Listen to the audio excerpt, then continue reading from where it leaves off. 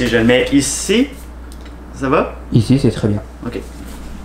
Aujourd'hui, j'aimerais vous parler des références obscures qu'il y a dans mes livres. Est-ce qu'on on pourrait avoir un petit écran titre avec écrit références obscures? Je vais la faire, puis on va la mettre. Ouais.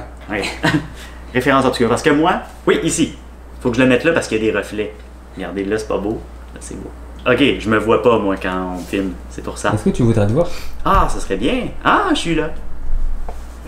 OK, parfait. Ah, c'est vrai, reflet. Ah oui, t'as bien raison. Bonjour tout le monde, c'est Alex A. Bienvenue dans mon nouveau vidéo.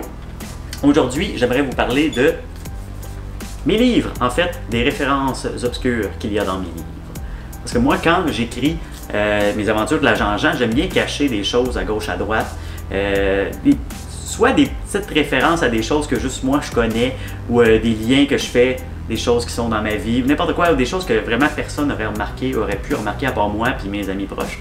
Donc j'aimerais passer à travers chacun de mes livres puis décortiquer ces choses-là avec vous. Donc allons-y, on va commencer avec le tome 1 de l'agent Jean. Tome 1, ça commence avec la mention pour Claudine, parce que chacun de mes livres a quelqu'un qui est nommé au départ du livre, à qui je dédie le livre. Et Claudine, on me demande souvent c'est qui elle, même ceux dans ma famille, mon entourage, je ne sais pas c'est qui, mais c'était une fille au cégep qui, bien avant que les livres de l'agent Jean sortent sur le marché, elle avait déjà vu certains de mes livres, et pas certains de mes livres, elle avait déjà vu certaines de mes bandes dessinées. J'avais fait une petite histoire de 4 pages avec l'agent Jean puis Martha, puis elle avait trouvé vraiment très très drôle, puis elle me harcelait tous les jours, quand est-ce qu'il va y avoir la suite, quand est-ce qu'il va y avoir la suite, puis je l'avais vu rire vraiment très fort à mes blagues stupides d'Orignal. Donc voilà, quand j'ai sorti mon premier livre, j'ai repensé à elle, j'ai fait tiens, ça va, on va lui déduire le livre. Donc salut Claudine. Page 21 et 22, ça justement, Claudine, c'est ça qu'elle trouvait très très drôle. En fait, toute cette scène-là avec Jean et Martha, où Jean demande à Martha si elle s'est étouffée, après ça, genre la caméra dans les narines et la main de Jean dans la narine à Martha. Tout ça, c'était des blagues que j'ai écrites quand j'avais 16 ans.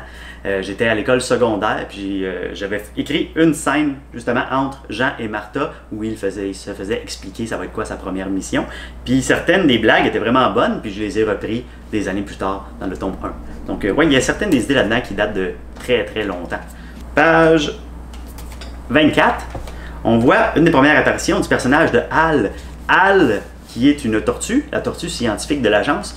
Ça, c'est un personnage que j'ai inventé il y a longtemps aussi, qui était inspiré du personnage de Q dans James Bond, dans la série James Bond. Q, qui est l'espèce de scientifique patenteux qui s'amuse à créer des gadgets pour James Bond, qui est un espèce de vieux monsieur. Et puis, ouais, je m'étais inspiré de lui, puis j'avais créé aussi un personnage de vieux monsieur, mais avec le temps, je me suis mis à le trouver un peu plate parce qu'il ressemblait un peu trop à Martha dans sa personnalité. Il était toujours comme trop sérieux puis fâché après l'agent Jean. Donc je l'ai enlevé. En fait, j'en ai fait un personnage de sénile dans le tome 1. Et après ça, je l'ai enlevé puis je l'ai remplacé par Henry B. Belton, qui est un bien meilleur personnage, je crois. Ah, page 30! Ça, c'est intéressant. Dans la première case en haut, on voit Jean qui dort dans sa chambre. Et puis sur les murs, il y a toutes sortes de dessins d'accrocher. Et puis, en fait, toute la chambre au complet, ça ressemblait à la chambre de mon premier appartement. Donc, il y a un petit cadran en verre, par exemple, j'avais le même cadran. Il y a un Nintendo 64 aussi, dans le coin de l'écran. Et sur le mur, il y a plein de dessins. On voit d'ailleurs Io, une des premières versions de Io, le ninja de l'univers est un ninja, qui est dessiné là. Deux des dieux aussi, Lucetta et Colbert, tête d'ampoule et tête de cône. Et d'autres personnages de série que je n'ai jamais faites, qu'on verra peut-être dans une autre vidéo sur mes séries que je n'ai jamais faites. Comme il y a un petit personnage de bonhomme de neige et un petit monsieur avec des lunettes qui a l'air d'un professeur de mathématiques. Page 37, petite note rapide. Page 37, il y a un téléviseur qui joue et il y a du mini-pot. Et le nom du joueur, c'est Roger. Roger, c'est le nom de mon père qui aime jouer au golf. Voilà. Page 38, juste après. Alors, on voit la première apparition des nanorobots. Nanorobots, qui est un concept que j'ai inventé au tout début de l'agent Jean. C'est les petits robots miniatures qui vivent dans les murs de l'agence. En fait, j'avais aucun plan de les faire revenir un jour, mais j'ai eu l'idée de les faire revenir dans le tome 2 de la saison 2 de l'agent Jean. Donc, l'agent Jean est miniaturisé et va les rencontrer. Et j'ai changé leur design aussi parce qu'ils étaient pas très beaux au départ. C'était des espèces de petits cubes avec des grandes dents. Donc, je les ai rendus plus modernes. Petit gag très drôle seulement pour moi et mes amis. Page 43. On parle de qui fait le ménage à l'agence. Est-ce qu'ils ont un concierge, quelque chose comme ça? Et Mognon spécifie que non. Ils font juste passer le balai une fois de temps en temps, puis les gens s'alternent pour nettoyer la salle de bain. C'est parce que c'est comme ça qu'on fonctionnait dans mon premier appartement à Montréal aussi. On était 3 gars, on faisait juste passer le balai, puis à chaque semaine, un de nous nettoyait la salle de bain. Puis ça nous tentait jamais. Puis on tenait un organigramme, mais ça marchait jamais. OK. Page 56. Petite référence ici à la Matrice 2. Je ne sais pas si vous avez vu la Matrice 2. C'est un très vieux film qui est sorti avant que vous soyez nés, pour les plus jeunes auditeurs. Est-ce que c'est un auditeur quand on regarde une vidéo? C'est un internaute. Un internaute, ouais. On peut vous appeler comme ça. Écrivez-moi en commentaire pour dire comment vous voulez qu'on vous appelle. Oui, petite référence à la Matrice ici. Il y a Jean qui se bat contre tout plein de prisonniers. Et là, les prisonniers sautent sur lui. Et là, il y en a un qui lui murmure à l'oreille « C'est inévitable ».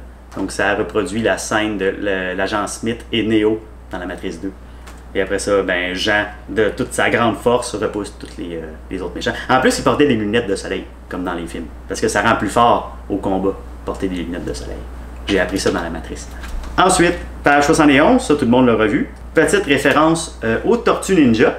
Mais en fait, c'est quand même une référence un peu obscure parce que la bouche que fait une des Tortues Ninja, je peux pas le faire moi-même, c'est trop difficile, donc on va montrer une image. Cette bouche-là, en fait, mes très vieilles figurines des Tortues Ninja avaient cette bouche-là, puis je me suis toujours demandé comment c'était possible de faire ça avec sa bouche, donc j'ai glissé ça dans mon livre. Il y a certaines personnes de mon âge qui l'ont trouvé vraiment très drôle.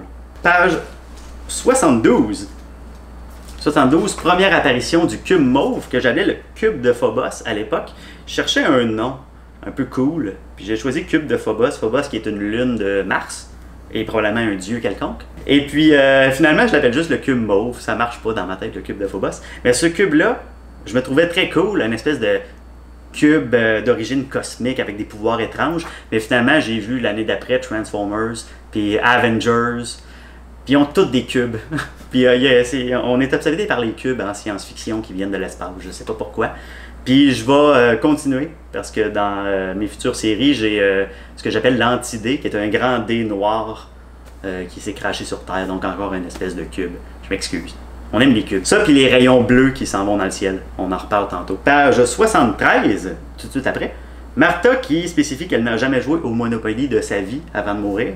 Ben ça, c'est une référence à moi-même parce que au moment où j'ai écrit ça, j'avais jamais joué au Monopoly. Maintenant, j'ai joué et c'est très long et plat. Page 77, référence très obscure ici. Quand l'Ultra-Jean se fait créer, il dit en anglais « We are now one ».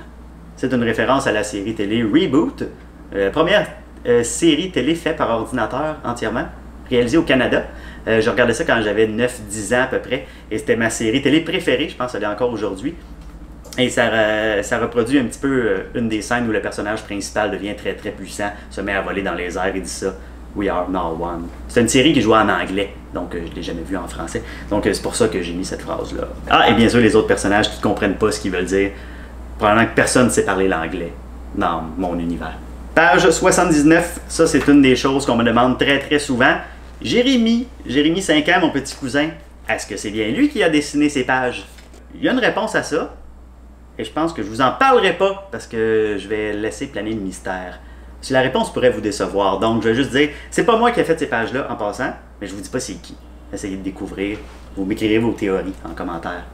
Ah, le mystère est plus le fun que la réalité parfois. Page 85, petite référence au Power Ranger, qui est une de mes séries cultes. J'avais 5 ans. Les Power Rangers, ça jouait à la télé et j'adorais ça. Et c'est la première fille de qui je suis tombé amoureuse, Kimberly, la Power Ranger rose. Donc je trouvais ça drôle de les mettre aussi dans l'album. Ils se font tuer après 2 cases, mais quand même, un petit hommage. Page 93, pour terminer, Billy spécifie le nom complet de l'agent Jean et il dit qu'il s'appelle Jambon. Jambon, c'était le nom à l'origine complet de l'agent Jean. Quand je l'ai créé à l'âge de 10 ans, 10 ou 11 ans, la série s'appelait Jambon. Je trouvais ça drôle parce que c'était directement une parodie de James Bond. Puis je me suis dit, James Bond, en français, on pourrait traduire ça par jambon. C'est un jeu de mots que j'ai fait, que j'ai fini par trouver plus très drôle, donc je l'ai enlevé de la série. Et c'est pour ça que Billy dit, on n'en parlera plus, parce que c'est plus très drôle, des jeux de mots. Donc voilà, ça c'était pour le tome 1. S'il y a d'autres interrogations que vous avez, sur le livre, écrivez en commentaire, puis peut-être qu'on fera une autre vidéo où on prendra vos questions puis vos interrogations sur des choses que je n'aurais pas parlé. Donc, on se revoit plus tard avec le tome 2. Salut!